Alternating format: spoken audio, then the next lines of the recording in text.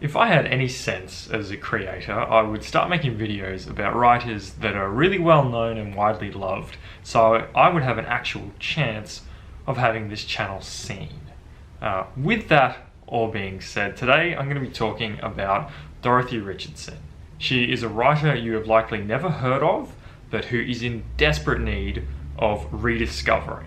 She was a revolutionary writer whose work was years, if not decades, ahead of its time. She rubbed shoulders with the greatest artists and thinkers of her generation, and she wrote in a style that was so unique and revolutionary that it had never been seen before in the English canon. On top of all that, she wrote about feminism and atheism in such an open and progressive way that no one was doing at the time and didn't for many years after her.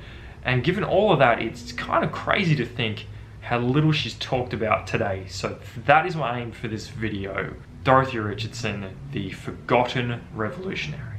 Dorothy Richardson was born in Oxfordshire in 1873, but spent most of her childhood in Putney in South London.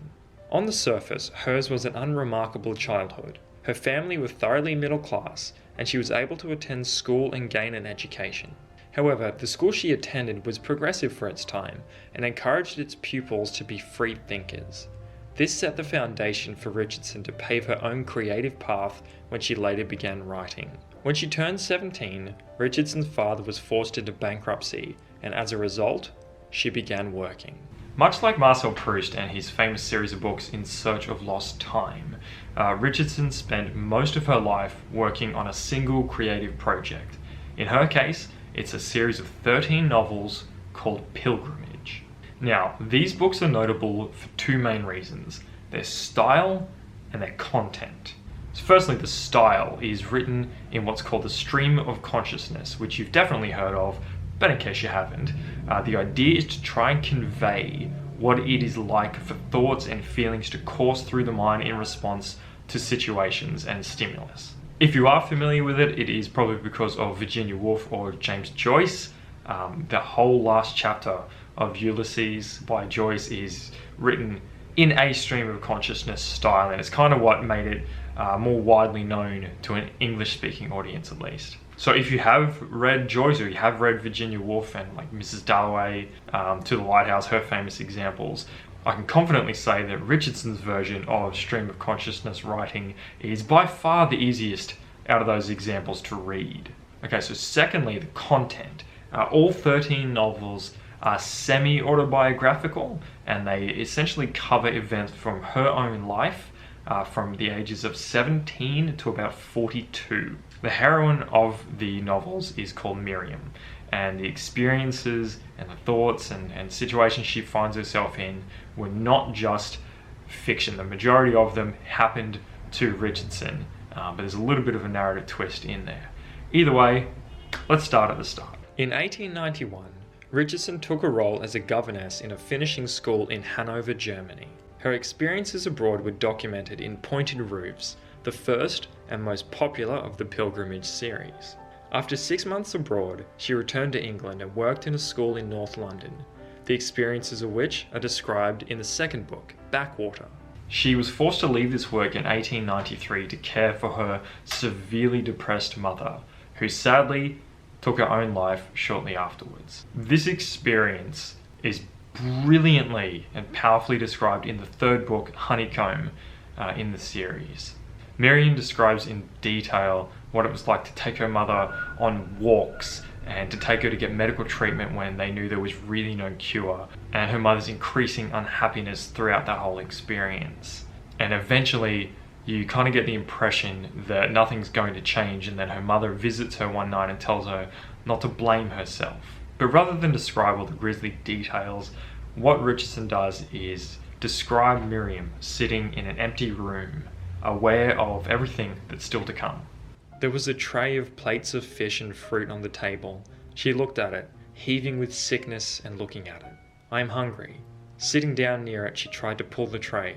It would not move. "I must eat the food.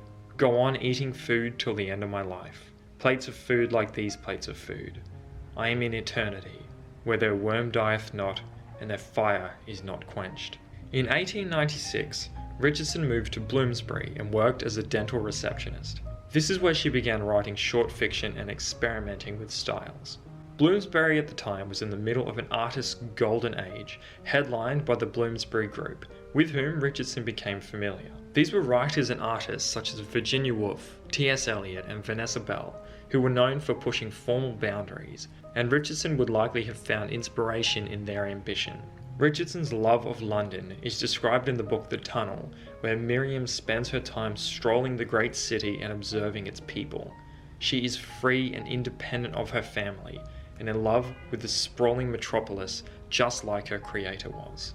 She began a friendship with H.G. Wells, which resulted in an affair in 1907. She was writing articles and reviews of philosophy works already, but hadn't progressed into long-form fiction yet. Richardson left London around this time to live on a farm in Sussex with a Quaker family. This experience is documented in the book Dimple Hill. She then moved to Cornwall in 1912, where she began the first draft of Pointed Roofs, before returning to London in 1913. In 1915, Pointed Roofs was first published. A reviewer, May Sinclair, described the novel as stream of consciousness, and it was the first novel in English to be written in this style. In 1917, Richard married the Bohemian artist Alan Odell, 15 years her junior. He was an alcoholic who suffered from tuberculosis and wasn't expected to live long.